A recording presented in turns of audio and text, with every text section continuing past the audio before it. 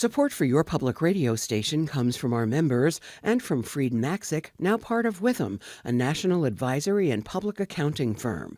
The local team continues its decades-long commitment to serving Western New York with advisory, tax, and assurance services. More at witham.com. From WXXI News, this is Connections. I'm Racquel Stephen filling in for Evan Dawson. Our connection this hour will be made in the town of Pittsford on January 14th and again on the 21st, and finally on the 25th.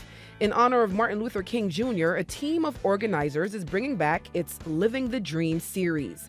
This year, they're starting with a question. If we treated our civil rights like a Fortune 500 company, what would be different? Are we managing our democracy with the same rigor that we use for American businesses? One of the founders of the series is former Pittsford Town Councilman Kevin Beckford. He says he wanted to move beyond one day of thinking about Dr. King every January. He said he wanted a series of programs designed to push his community to think deeply about civil rights and equality. He knew it might get uncomfortable. He says we have to work through our discomfort if we're going to make progress. This year, the series includes a visit from the Mobile Museum of Tolerance, as well as an interfaith service. We talk about all of this in the hour with our guests. Welcome back to Kevin Spencer Beckford, founder of the MLK Living the Dreams series. Welcome back, Kevin. Yeah, thank you. And we have Reverend J.D. Jackson Jr., the pastor of United Church of Pittsford. Nice to see you. I didn't know you were going to be a guest. Like, hey, that's my friend. Pleasure to be here. Pleasure. Nice to have you here. And, okay, I'm going to get this right. I know I am. Tharaha Thavakumar. Perfect. Woo! President of Pittsford Community. Yes. All right, with an emphasis on the unity. And I want to welcome all of you here. Thank you for joining us on Connections.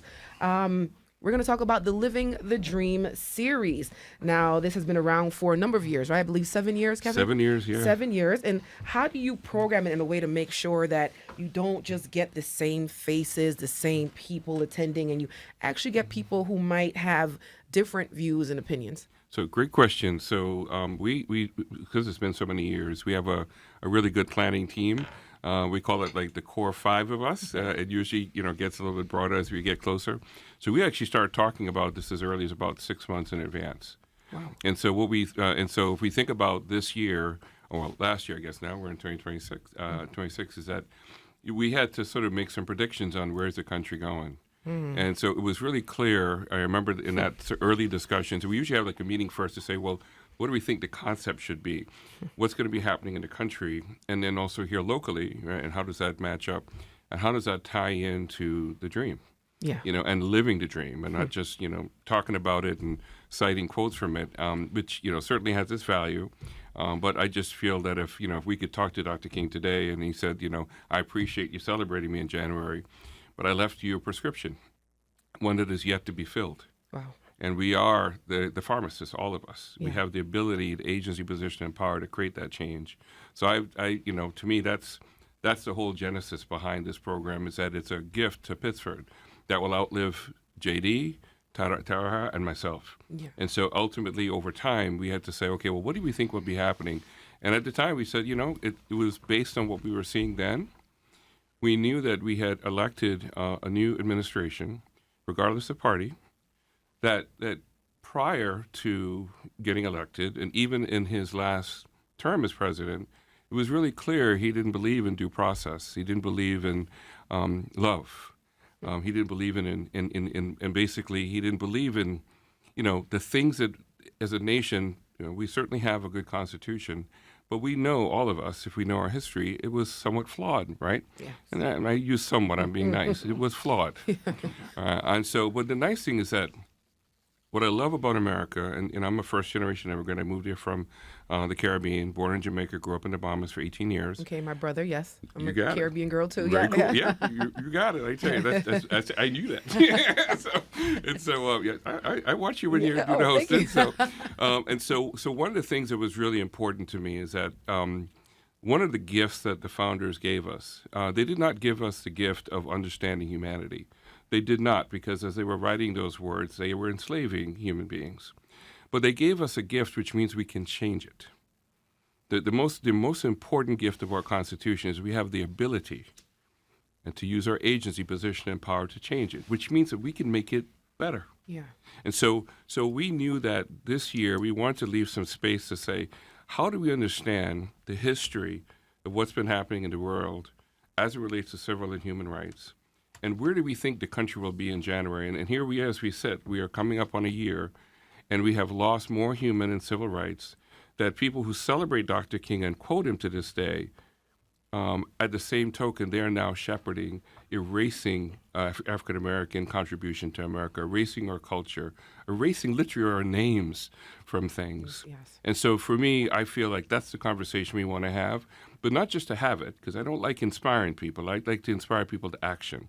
So our hope is that when you come to these events, and I would encourage you, please come, because we want to assemble the broadest diverse coalition of people to ask ourselves, what can we do, politicians, individual contributors, you name it, to make and create the beloved community that we need to survive. And it has to do with how do we get back in the driver's seat of preserving our democracy. Oof. Ooh, and it's so significant now with this political climate, right? Now this series is, I would say, is probably more important now than ever, Yep. right? Especially for this generation. Yes. I know you had to underscore that when planning this series, correct? Yes. Yeah. And we have a really broad team, and Tharaha will share with you a little bit too as well that, we have both young people, we have folks that are retired, folks that are still working. And one thing they have that ties us together is we really believe in what he said, and we want to actually make it happen. Yeah. And so JD, I've known JD for over 30, almost 40 years. We actually went to the same high school because I grew up in the Bahamas and graduated high school there, but my sponsor wanted me to graduate from an American high school before going to college. So I spent 6 months at Roth High. That's where we actually met the first time. Later on we became friends. He was the best man at my wedding 23 years ago, and so when he was installed as the first African American pastor in Pittsford, and I'm the first African American to be elected to the town of Pittsford, I thought, I think God's sending both of us a wink. Yeah. He said, we need to do something. So that's the reason why I moved the permanent location of the festival there. So it will be there forever in Pittsford. We have the best parking, free parking, audiovisual streaming capability. And then we have a nonprofit that we started that essentially will outlive all of us, that will make sure that this dream will have something to carry out. And why Pittsford? Because I live there, but I can be very frank with you, and I've said it on this show many times, we have work to do. We will put a Black Lives Matter sign in our yard, but we do nothing to change the construct that prevents African American Hispanics from ever living there. And I want to address that, Kevin, because, why Pittsford, right? Because you would think something like this would be more impactful in the inner city. Yes. Why Pittsford? So I love this question. So I'm going to give a shout out to Adam Shodak. He's the first person to ask me that. In fact, actually, if you get a chance, you go on YouTube, you type in Adam Shodak, Kevin Beckford. There's a 20-minute interview. In fact, I'll give it to you guys to put on this on the website for you. So it's a long-form interview of that very question. And I said, the reason being is because one of the best ways people could dismiss you is when you tell them to fix a problem in your yard and you're not in the yard. They'll say, what's in it for you? What's your, or to use a legal term, what's your standing? So what I'm trying to demonstrate in Tharaha and everybody involved in the work that we're doing in Pittsford, because it's not just us. There are thousands of people in Pittsford that are now getting involved with saying, just because we can live here doesn't mean we don't want to fix it and make it better. Yeah. So if you walk into a house, this is the best analogy. If I buy a house, and I buy the house, I look in the bathroom, and I see mildew, black mold all over. Where do I go? Oh, I guess it was there before I got there. I just won't use that bathroom. No, we fix it. So one of the things I learned about Pittsford after moving there, because I didn't grow up there, my wife grew up there, and she didn't really understand, as a person who grew up not really noticing the inequities, she now sees it to realize that we have a town that went out of our way to keep African Americans out, to the point where we had it in our deed and covenant restrictions. We then went out of our way using exclusionary zoning laws to make sure it was unaffordable. And you knew that would work because the top 5 companies that were hiring people in Rochester, they all lived in Pittsford and Brighton. And so they knew they weren't giving us access to jobs to make more than a certain amount. So there was another financial way to keep you out. We're still doing that to this day, except guess what happens? Inequity doesn't stop at your doorstep. It goes anywhere. So now we have a town that when we build a 1,700 square foot ranch, is $700,000. That really should be a third of that or half of that. And so now it's hurting everyone. And so I believe that at the end of the day, the best place to work on a problem is where the problem exists. Yes. That was a great answer. Okay, it was a trick question. I wanted to make sure that No. you were doing your homework. Well, all of my friends asked me the same question. Said, Kevin, one question, and he said to me one day, he says, Kevin, why are you doing all this work in Pittsford? They don't even want you there. I said, you know something? I said, if you have a problem, how do you face it if you're not in it? Yeah. And so I want to be a constant reminder that says I may be able to afford to live here, but that's not a reason for me to be okay with us being segregated. Yeah. And Reverend Jackson, what is your stance with being a black pastor, a reverend in Pittsford, in the town of Pittsford, right? What is your viewpoint as far as the church and how the church, what the church is doing to basically address these inequities? Just letting the door be open for people like Kevin and others to come into the church. I facilitate that as pastor. I wasn't looking for a job when I was called to the church in Pittsford, but I had a prayerful moment of discernment, and it's like, okay, why not go there and do the work? It's very easy to be in the city and do it amongst people who look like me, but going out there, I can make a difference, and I believe that I am. On my little corner there of Sunset and Main. Yeah, I want you to elaborate on that, because we know in the black community that the church is the nucleus, right, for the black community. We go to the church for whether it's health, whether it's shelter. That's a staple in the black community, where black people are dominant. Right. In a town like Pittsford, do It's you different. feel as if, yes, or is your assignment different, and how does it differ? Oh, it's very much different. Just the way people consider church. It's not as much of a interwoven thing as, in the African American community. It is the end all be all. Most of people of a certain age, my age, would claim that they were on the drug program, meaning their parents drugged them to church. You would go to, Sunday school and the church, and then there'd be something afterwards. You might have a meal or different other things going on at the church. Here it's like, okay, what, you want us to come back to a program more than once a year? So your role, you Yes, believe your role as a reverend is different? Yeah, very, very much, And again, it's letting people know how the other side lives, and that other side becomes, bigger than just black and white. Yeah. A lot of people see the world as a black and white, but, what we're even doing with the interfaith program is bringing these different sides there. Interfaith, multicultural, all of these things are at the table. Yeah. So people are seeing things that they would not normally see. So in regards to the Living the Dream series, right? What can we anticipate from your my end? stance? Yeah, well, mainly for me is the interfaith program. Yeah. When Kevin mentioned having a place for the Living the Dream series, it's like, okay, Kevin, I can make sure you have a place to come to outside of the library where they used to have it. It's like, yeah, you can have it at my church, but you got to do something for me. Martin Luther King was a minister. We got to have a religious element to this, and that's what I do. Yes. So let's put together a program, a church program, and let's go beyond just a Christian program. Right. Let's bring others of different faiths in. So there's people, that are probably sitting there that have never been to, a Jewish temple or have never been to the Muslim The mosque. the mosque. Thank you. Yeah. So they get to interact with all of these people and see that, okay, they put on their pants just like you, breathe the same air, foods may be a little different, but try it. You might like that food, take that person to lunch or vice versa and, Yeah. find out where you have the similarities. Yeah.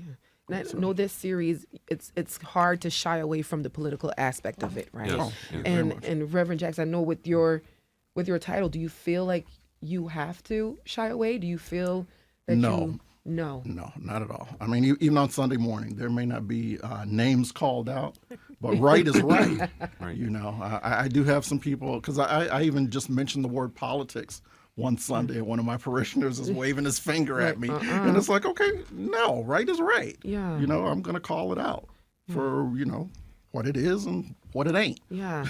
So at the interfaith service, can we anticipate you addressing right and wrong Yes. in any field? Yeah, we have numerous speakers that are going to be on the bill there. And it's different, what you were talking about, what makes this year different than last year. We have different players.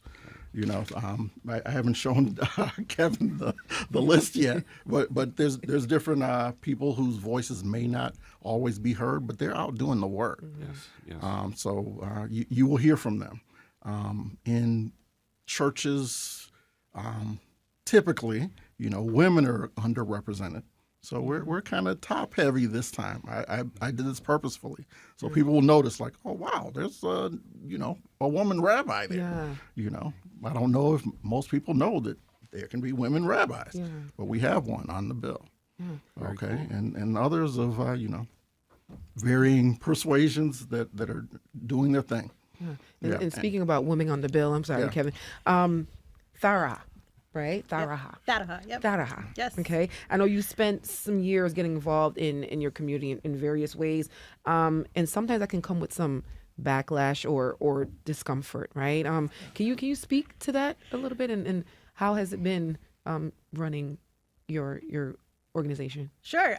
So I actually have been in Pittsford for over 30 years. I went through Pittsford schools, and now I'm a parent, and I have kids in the district. I always say that I was misplaced in Pittsford. But kind of like Kevin stated, this is my home, right? So I'm going to invest. You can't just kind of go up and leave, right? If something's wrong, you kind of have to fix it. There has been numerous backlash. I have been called everything from the cancer of Pittsford to, Wow.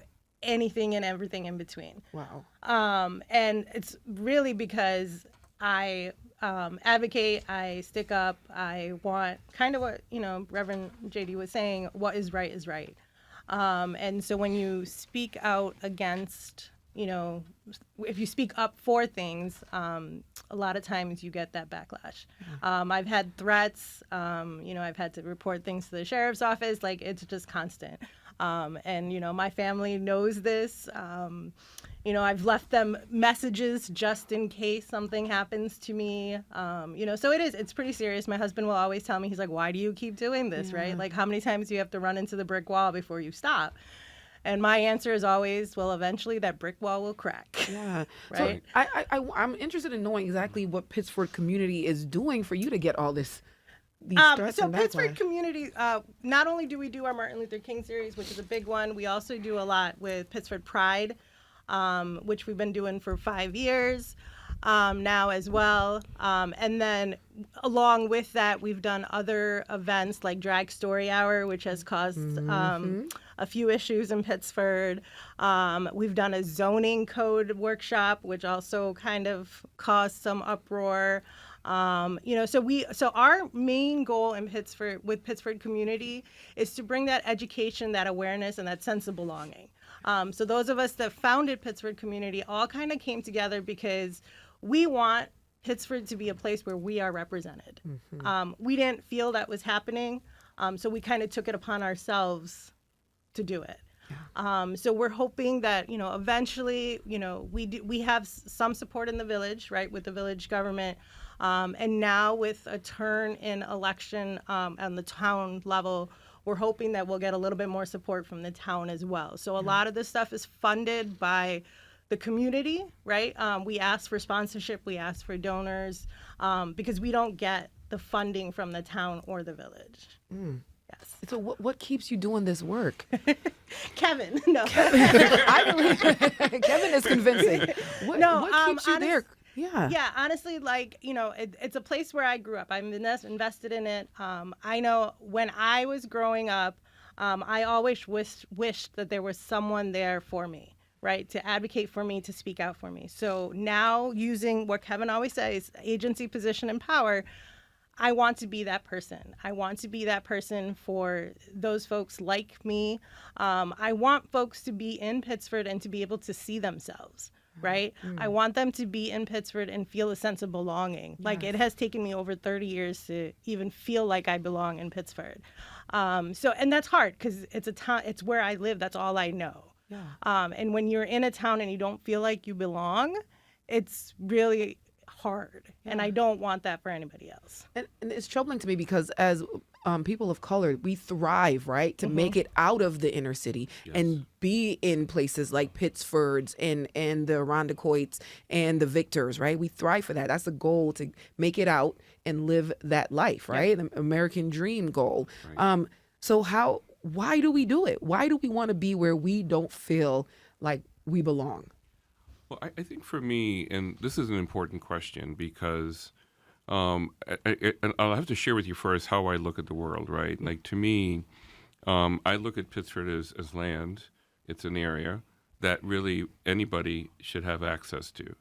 And so because of the genesis of how this country is developed and grown, and I have this perspective because I came here after I'd formed certain opinions as a human being. And so for me, it was probably the most powerful moment for me that, and I hope I can say this without getting too emotional. My sponsor lived in Henrietta, and she sponsored 8 families. I was one of the 8. And when I first got here, I had a big afro. I wasn't bald like I am today. And Me so, either. And so I remember the day I was able to go to the barber, and the barber was in Henrietta. And I walked in, and in the islands, you usually have more people on the island, and particularly because I was born in Jamaica, but I grew up in the Bahamas. So one of the islands, Nassau, the capital of the Bahamas, and Freeport, Grand Bahama, you always had 2 to 3 times more people on the island than that lived on the island. And they were all tourists. So I grew up with people from East India, China, Japan, Europe, you name it. So I grew up with this sort of understanding that I was a global citizen.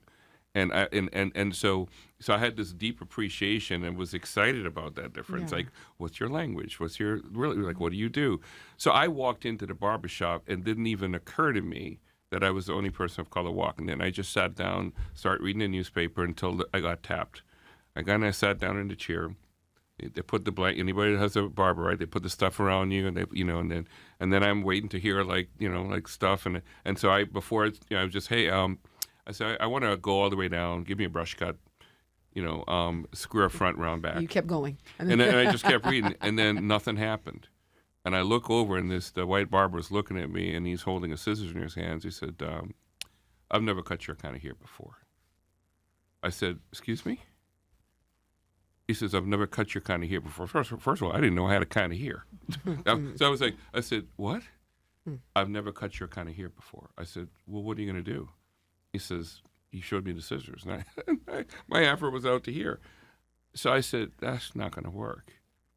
So at that point, I looked up, and all the white people in the barbershop were looking at me. But it was a look I'd never felt in my life. Because it was a look that made me feel like I wasn't human. They weren't looking at me like, you're in the wrong room. What the hell are you doing here? I got up. I took the thing off. And as I was walking out, I sat in the car, and I went, what just happened? And I went home, and I said, Patsy, you won't believe what just happened to me. And before I finished, she said, oh, honey, you should have told me what you were doing. you got to go to Genesee Street or Thurston Road or Brooks Avenue. I said, what's happening there? She says, that's where the barbers are. That's where all of our services are. They just allowed us to live out here. Our services aren't here yet. I said, we got an area? So just imagine feeling that at that point. So for me, Pittsford is just another piece of land. But because of what we did, and I think, I'm not going to call names because I don't want, this is not about politics, but some believe that Pittsford is like something you have to earn a right to live there. Yeah. That is exclusive, and they consider it a badge of honor. I live there, and I consider it a badge of shame. Yep. And so for me, the reason why Tharaha got death threats with the zoning conference she put on, the reason why my family lived with death threats my last year in office, that's why I decided not to run again, is because we simply wanted to say exclusionary zoning laws is the last defense of white supremacy in Pittsford. If we move to inclusionary zoning laws, it allows developers to do what they want to do, which is more dense housing, apartments, condos, townhomes, patio homes. That would bring the price down by half to almost 2/3. That would allow more human beings to live there from every race, every religion. And that statement alone garnered a death threat on my family. That just thought alone. And so I don't want people that live in Pittsford to feel like you're bad. What I'm saying to you is that I believe there's more of us that live in Pittsford, 30,000 people, 10,000 homes, that want what we just talked about. But here's what's happening. They have the sickness of apathy. Dr. King talked about that in the 60s, that our worst enemy is people who don't believe it's their business. And I believe if everybody would hear what they're hearing today when they listen to the show and say, let me get my butt up out of the bed, let me join Pittsford Community. What can I do to use my agency, my position, and my power to create the beloved community and stop just saying I have a dream? The dream was never supposed to stay a dream. It was supposed to be what we are living in today. Yeah. Sorry. Yeah, I appreciate that, Sorry. Kevin. And Tharaha and Reverend and Jackson, do you feel like you're living this dream with what you're doing in Pittsford? Do you feel like you are extending Dr. King's legacy? Approaching it, living it. We're making steps toward that. Right. Yeah. You're still walking in his footsteps, you believe, Right. with just planting yourself there and making change. Yeah. Right. I think for me, I always go back to his letter, the Birmingham letter, where he really stresses the white moderates, right? And he talks about the KKK and how it's harder, it's easier to notice those folks than it is the white moderates. And I think, of course, I'm making it shorter, but that's really what it is, right? And so it's kind of, for me, and kind of going with the apathy route, it's trying to get those folks who see what's happening, but aren't at that step to do it yet, right? And so, and there has been change. I will say that in Pittsburgh, there has been change. There has been folks who have started talking, started stepping up. So we are approaching that, right?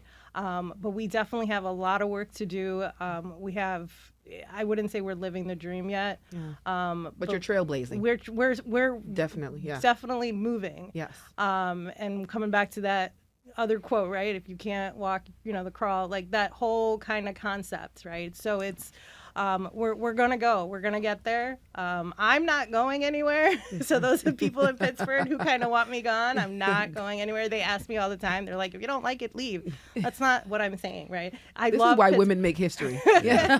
I love Pittsburgh, which is why I'm doing what I'm doing, Yes. right? I want Pittsburgh to be, it's great. It's a great place, right? It's got great schools, but it needs to be a place where everybody can get there, right? We don't live in a bubble, nor should we. The folks that graduate from Pittsford go out and struggle, right? Because they are so isolated. My hope and my dream is that we become more inclusive. And I've said this in multiple events, standing up and giving my closing at the Interfaith, looking out at the crowd, that is the Pittsford that I want, right? That is the Pittsford that I hope for. And I think it's important that growing up in Pittsford, we are able to see all of these different things, right? And I think that's what needs to be represented. And Reverend Jackson, do you consider yourself a servant leader? Very much so. Yeah. And, you know, my service right now on every Sunday morning is basically planting seeds. You know, there's a need to shine a light on a lot of different things. People know certain facts, but for some reason they're in a fog. Yeah. You know, I had a good friend of mine who visited my church recently. He's like, do you know your audience? Are you allowed to say that kind of thing in your church? He's shocked that I say certain things in Pittsford. It's like, okay, letting them be reminded of the fact that Jesus was not a white person. You know, he was definitely a person of color. He was not an American, did not speak English, did not write a word of the Bible.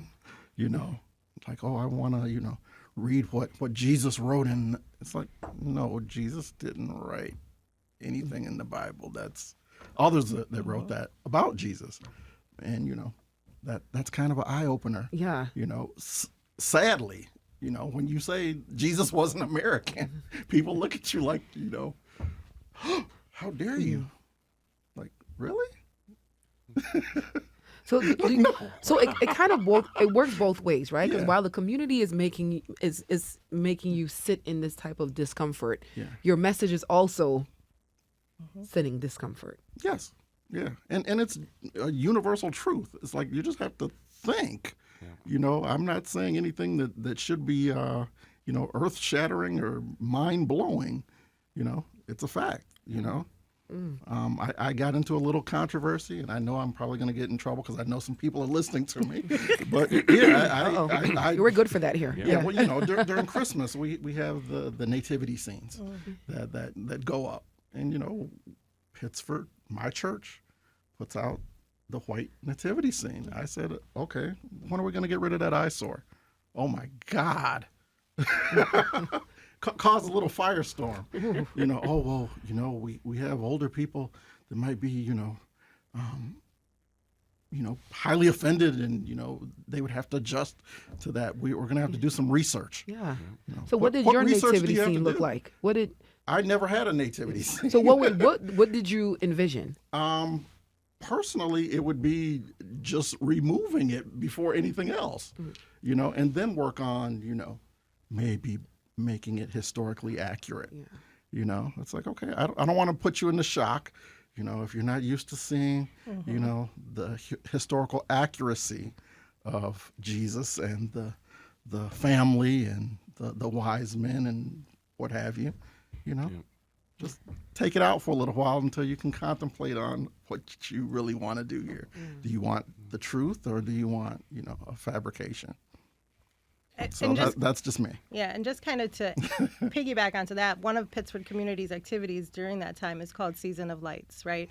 Because there are so many different holidays that fall, starting with Diwali all the way to Lunar New Year, in that season of lights, right? And so one of our activities is that education piece, right? So there's Yalda, there's winter solstice, there's all of these, Yuletide, you know. And so I think that's the important piece as well, is to understand that even in our small community, there's so many other things, right? So it's kind of all that education and how people are receptive to it. In fact, one of the things I want to just to add to what they both shared is that if you go to YouTube and watch the video of the I Have a Dream speech, and they panned audience, right? The people that were there, the 250,000 people that were there. And in fact, if you listen to his words, he says, you know, this is not just, and you mentioned, this is not just a black or white issue. This is really about humanity. Exactly. And so at the end of the day, it's ironic to me that if Martin Luther King was alive today, if Jesus was here today, as a carpenter, son of a carpenter, and all, you know, they wouldn't be able to afford to live in Pittsford. Right. But we got more churches in a little town of Pittsford but or Lord and Savior Jesus Christ. If you happen to believe in Christianity, if that's your thing, Jesus would not be welcome there because he would be considered an immigrant. Yes.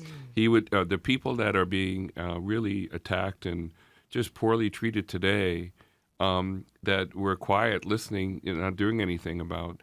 I mean, no, and to me that's just like one example. But Dr. King is someone that our country recognizes was an important wake-up call for America. And they tried to silence him by killing him, right? But his dream was not meant to stay there. Yeah. And so I just think that my hope is that for this series, I would encourage you, if you've never gotten a chance to go, you could actually go on YouTube and watch the previous sessions because it's not just live stream, JD, it's actually archived there. And so what it does, it lets you see that we have people from all different suburbs in the city of Rochester. In fact, we're hoping the Mayor Evans actually is going to be coming this year, that night for the 14th. His office just reached out to me.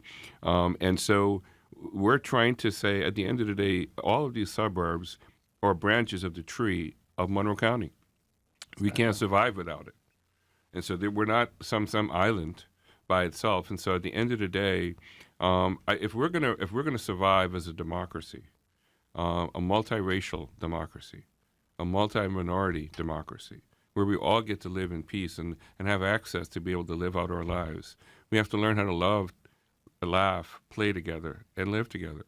And so it's really that simple. The hard part is that, and that example, JD, you shared is really powerful because it kind of gets at what Tada and I just talked about. Just the notion of having a nativity scene that's different is getting at something that's deep down that people are not in touch with. And so our hope is with these series, it's a no judgment zone. It's to say, let's come out and explore how can we move forward as a nation, as a beloved community. How do we do that together? Because you know what? I remember I said this to a person who said something pretty horrible to me one day. That hurt my feelings because it was unbelievably disrespectful towards African Americans, and they were saying it to me. And when I got done, I said, I want you to know that I see that you're my family. You just don't see that I'm yours. That's the disconnect. Right. We're going to take a quick break here, and we'll speak more about this Living the Dream series in Pittsford. We're going to have you break down the days and the events for me. Stay with us at WXXI Connections. Support for your public radio station comes from our members and from Excellus Blue Cross Blue Shield, working with members to find health coverage for every stage of life, helping to make care and coverage more accessible in more ways for more people across the Rochester community. Details online at excellusbcbs.com. And we're back with WXXI Connections. And our connection this hour, we were speaking on the Living the Dream series in honor of Martin Luther King Jr. That's happening in Pittsford, January 14th, the 21st, and the 25th. And joining me in studio, I have Kevin Spencer Beckford, the founder of the MLK Living the Dream series, Reverend J.D. Jackson Jr., the pastor of United Church of Pittsford, and Tharaha Thavakumar, president of the Pittsford Community. All right. And Kevin, you said before that if we treated our civil rights like a Fortune 500 company, what would be different? And I want to ask you, what traits of a Fortune 500 company that you think would actually make for a better democracy? So it's interesting, right? So if you think about what we're doing today in terms of really not valuing the talent of all human beings, right, here in America. If you had a company where you're really not looking at valuing all of your employees, allowing for everybody to reach their personal highest potential, and cultivating an environment that allows for them to feel included and belonging, a sense of belonging and value, we wouldn't do that in a corporate setting. And if we do that, we're going to have an underperforming company. So to me, when we think about, and this is kind of, and the reason I decided to kind of share this is because the people that I feel right now are the most apathetic around really what's happening are the business owners, business leaders. Because what they're trying to do is to say, I'm just going to keep on functioning my business and pretend like I'm not going to take a stand, because if I take a stand, well, I don't know what that would mean. Well, what they don't realize is that if democracy goes away, your business actually is going to eventually change. Because now you have businesses today that are having trouble hiring, promoting, and developing people. Why? Because they won't come to work because we have actually allowed, or the current administration, to essentially devalue. I mean, in fact, any African American listening to this today, you know what you experienced at work before this. You know, as a consultant, I've seen a 60% drop in my business because people now consider me to be a diversity consultant. Over 300,000 African American women have lost jobs because our country decided that DE&I is actually criminal in their eyes, right? And so there's so many things that are happening that are going to be affecting us in our ability to function. So to me, what we're fighting for right now is basic dignity, human and civil rights. And so the fact that we're doing that in 2026, and that's what Martin Luther King was willing to die for in the 50s and 60s, right? To me, that there should be a broader coalition of people focusing on that. You know, what I see today is that people are sort of waiting it out, and thinking it's going to change. And I just think at the end of the day, we wouldn't run a company like this. So why are we running a country like this? And what would you say to the people that are fatigued by this message, right? That inequities exist and, they're just making stuff up. They keep prolonging this, just work hard and like the rest of us, and there's no such thing. So I have an answer to that. If you feel the way that you just described, I would say you don't even need to go to the doctor. I can tell you up front, you have privilege. Yeah. Well, that was quite frank. Well, and why, how can I say that? Because I don't know about you, but do you have the privilege to say, I'm just so tired of this inequitable stuff, I'm going to sit this out? Yeah. That's Monday, Tuesday, Wednesday, Thursday, Friday, Saturday, and Sunday for me. So, but when you're privileged, I have a neighbor that said this to me the other day, he said, I don't pay attention to all that stuff. I said, well, that's nice that you have the privilege to do that, sir. I said, I don't, Tharaha, what was your response to that? I'm the one that walks around with my passport in my bag. Ooh. Yep. So, and so that's what I tell people, right? Like, it may be happening somewhere else, but it happens to all of us, Yep. Yep. right? When you have a foreign name, when you have a brown-colored skin, you're a walking target, Yep. right? I don't have the opportunity to be tired. I don't have the opportunity to just sit and hope someone else takes care of it, because, we all know that poem, right? They first came for, and then they come for, and when they came for me, there was no one. Right. I need to make sure that I am fighting that battle so that there are people there, right? And Reverend Jackson, are you making this are you stressing this message on your pulpit? Oh, very much. And I tell about the life I live, like Kevin said, Tuesday through Sunday, and every day. Yeah. Twice on Sundays. Yeah. So I mean, I've even had moments. I pull into my reserved parking spot at the church, and there's a guy who walks down the street with his MAGA hat on. He was staring me down one day I was there, and it's like, okay, seriously? Yeah. Like I'm not supposed to be here? I'm in my own private parking spot in a, decent car, walking into the church, putting my coat in. But am I, suspicious just because of the skin I'm in? Yeah.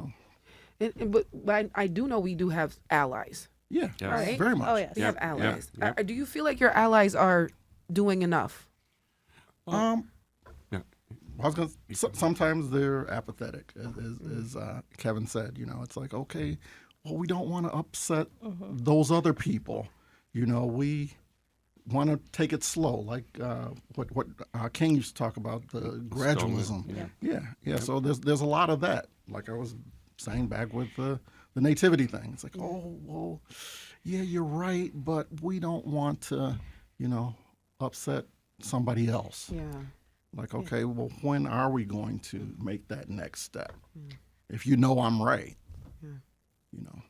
And I think a lot of times, sorry, I didn't mean to cut you off. Okay, no go. But I think a lot of times they are afraid of the retribution to them, Yeah. right?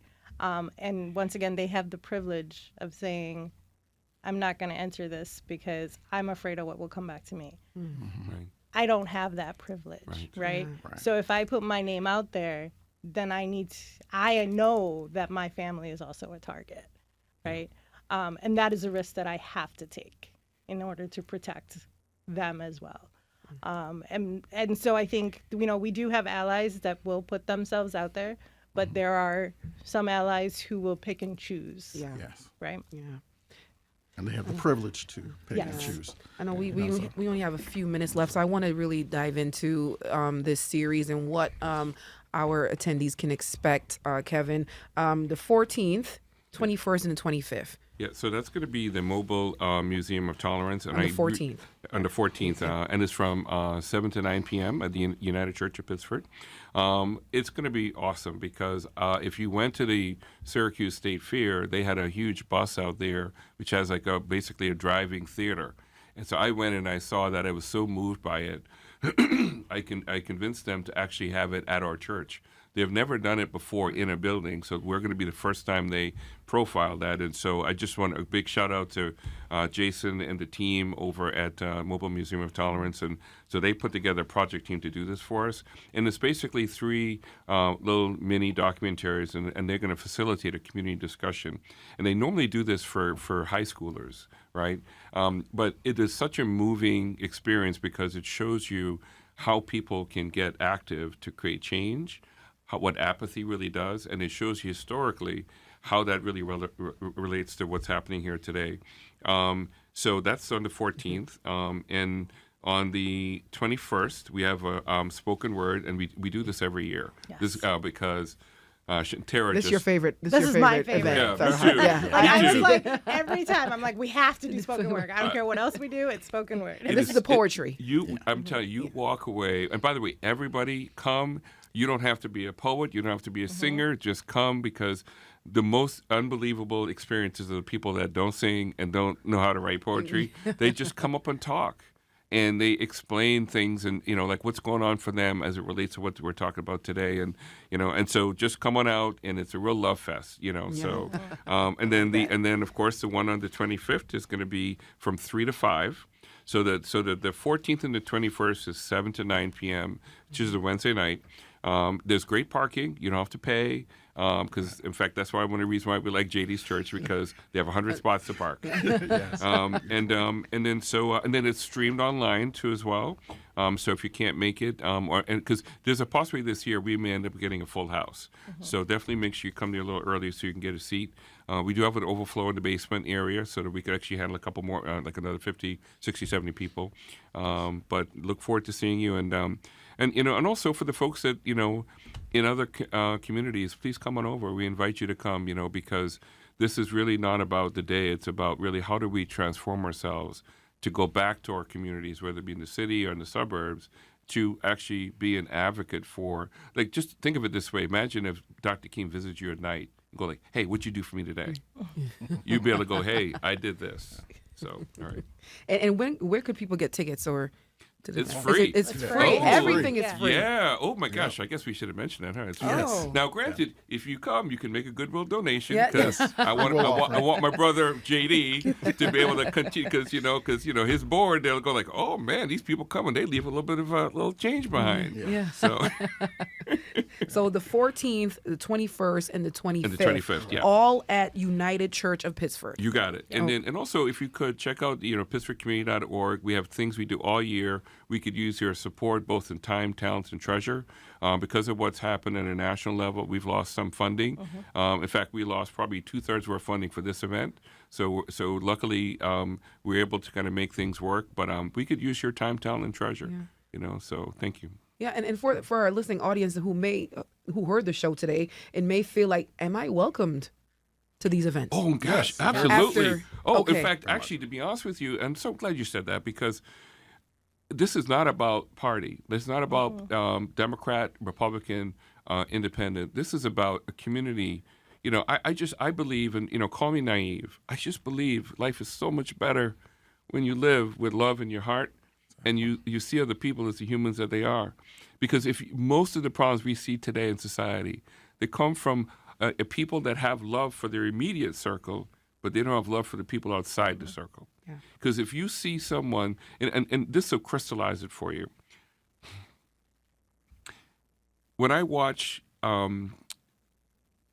what happened to Daniel Prude here in our community, to make it personal to us, if all of those police officers that were standing around and laughing and talking while he was laying there naked in the cold, if they had saw their child, their wife, their son, they would have taken the shirt off their back to cover him up, go, hey man, hang in there, we'll just wait until the ambulance come.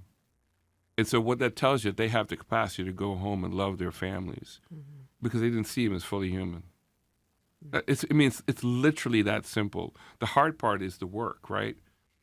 So you have to ask yourself, why? What point in my life did I decide or accept that I can actually see other people and not see them as fully human? Because it had to have happened. Yeah. It had to have happened, because if not, how were you able to be apathetic about what's happening to other people? 7 years doing this MLK Living the Dream series. Are you seeing the change in your community? So, and I'm going to share something I wasn't planning on sharing. I believe we are. Yeah. But I just want to ask everybody, please find a way for you to find your cup of this change and change it, please. Yeah. I really appreciate that. The 2026 MLK Living the Dream series at the United Church of Pittsford, January 14th, 21st, and 25th.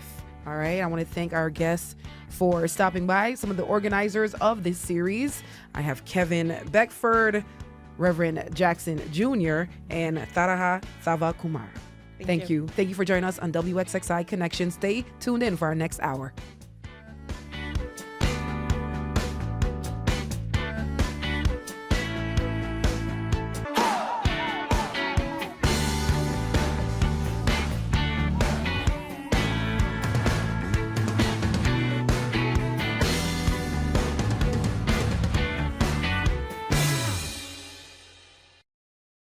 This program is a production of WXXI Public Radio. The views expressed do not necessarily represent those of this station, its staff, management, or underwriters. The broadcast is meant for the private use of our audience. Any rebroadcast or use in another medium without expressed written consent of WXXI is strictly prohibited. Connections with Eben Dawson is available as a podcast. Just click on the Connections link at WXXInews.org.